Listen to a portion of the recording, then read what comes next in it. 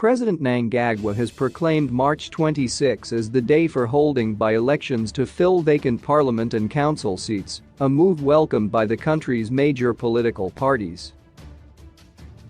The nomination court will sit on January 26. Most of the seats became vacant following the recall of MDC alliance members following a Supreme Court verdict that Nelson Chamisa illegally assumed the leadership of the opposition party. Polling in other areas has been necessitated by the death of MPs and councillors. More than 133 seats in parliament and local authorities have been vacant as electoral activities were affected by the emergence of COVID-19, which led to the suspension of public gatherings to prevent the spread of the virus. In the 2022 national budget, Treasury allocated the Zimbabwe Electoral Commission (ZEC) $11 billion to carry out its activities that include conducting by-election. President Mnangagwa has since proclaimed that nomination courts will sit on January 26 for election candidates to file their papers. Zimbabwean political parties welcomed the development, saying it was long overdue. In his proclamation, the president said 31 parliamentary seats became vacant when members ceased to belong to a political party which they were members of when elected to the National Assembly. 7 others became vacant following the death of National Assembly members, while others became vacant after their occupiers were appointed to other posts. Bulawayo has 2 vacant seats, Pumula and Nkulumane, that fell vacant after Ms. Sichelisile Malangu and Mr. Kukaka Fulu were recalled. Matabeleland North also has 2 vacant seats, Binga North and Chilacho South. Chilacho South constituency fell vacant following death of ZANU-PF's legislator Zenzo Sabanda, who succumbed to COVID-19 in August, while Binga North became vacant after MDC's Prince Dubeko Sabanda was recalled by his party early this year. There are no vacant parliamentary seats in Matabeleland South. Whereas it is provided by Section 39(2) of the Electoral Act, Chapter 213, that after the President has been notified in terms of the said section of vacancies in the membership of National Assembly, he shall issue a proclamation ordering a new election to fill the vacancies in the same manner, mutatis mutandis, as is provided in Section 38 of the said Act in regard to a general election, he said. I do, by this proclamation, a. Order new elections for the aforementioned constituencies, and b. Fix Wednesday the 26th day of January, 2022, as the date on which the nomination courts shall sit, commencing at 10 o'clock in the morning. Fix Saturday the 26th day of March, 2022, as the day on which a poll shall be taken, if a poll becomes necessary in terms of Section 46(17)(c) of the Electoral Act, Chapter 213. ZANU-PF spokesperson Chris Mnangagwa said the president's move has taken wind out of the party's detractors. President EDM, true to the homegrown democratic ethos of his party, is losing no time to prepare his charges and supporters for the upcoming set of elections in both 2022 and the all-important harmonized national elections in 2023. To this end, ZANU-PF has just finished its own internal provincial elections.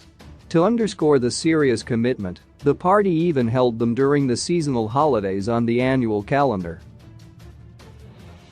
The cadreship and membership enthusiastically responded even as the other population partook in festivities.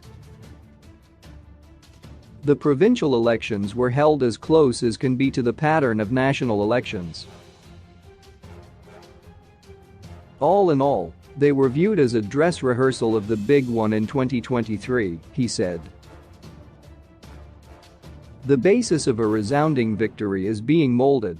After all, this is the party that fought a bitter people's war Chimurenga for freedom and independence. The democratic ethos is engraved in its DNA. It will be recalled that its imminently victorious guerrilla army opted for the Lancaster House Armistice in 1979 to give elections a chance. The military victory within grasp was blessed with an overwhelming popular vote in the 1980 plebiscite.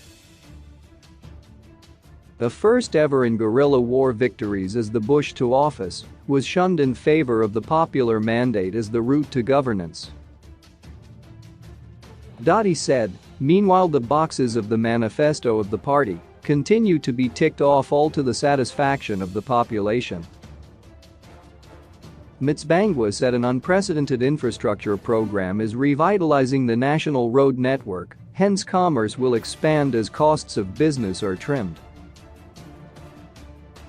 Buds and scientific agricultural techniques are ensuring record bumper harvests. National granaries are filling up. The wayward financial sector that used to hemorrhage the national stock of capital for the benefit of rapacious foreigners and compradors has been domesticated and termed.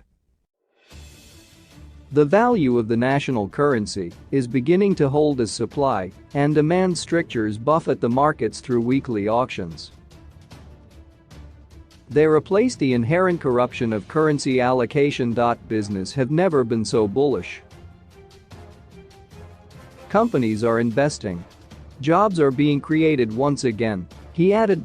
He said ZANU-PF has refocused its attention to long-neglected urban dwellers who have wallowed under the misrule of the clueless MDC city fathers for a hapless 20 years. MDC Alliance spokesperson advocate Fadzai Mahir was non-committal when asked if her party would participate in the by-elections. At the appropriate time, we will set out our position to the people, said Mahir.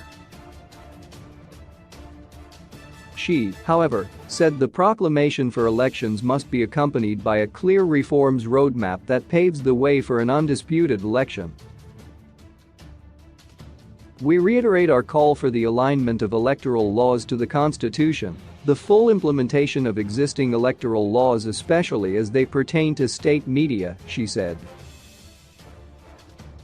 Mr. Witness Dube, the spokesperson of the MDCT led by Douglas Mwanzora, said the opposition party will be participating in the poll under the MDC Alliance banner.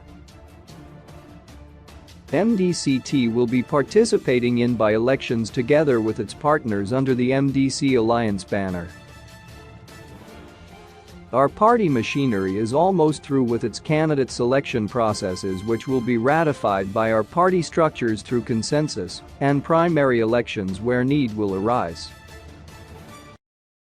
We urge all participants to adhere to COVID-19 protocols as we fulfill our democratic mandate as a nation, he said. The leader of the National Constitutional Assembly, NCA, Professor Lovemore Madhuku said his party is meeting over the weekend to discuss if they will be contesting in the forthcoming by-elections. He said the NCA was facing financial challenges which may influence their decision. We will meet during the weekend to discuss whether we will be involved since we have financial problems. For now, we are preparing and focusing on the 2023 elections, said Prof. Madhuku.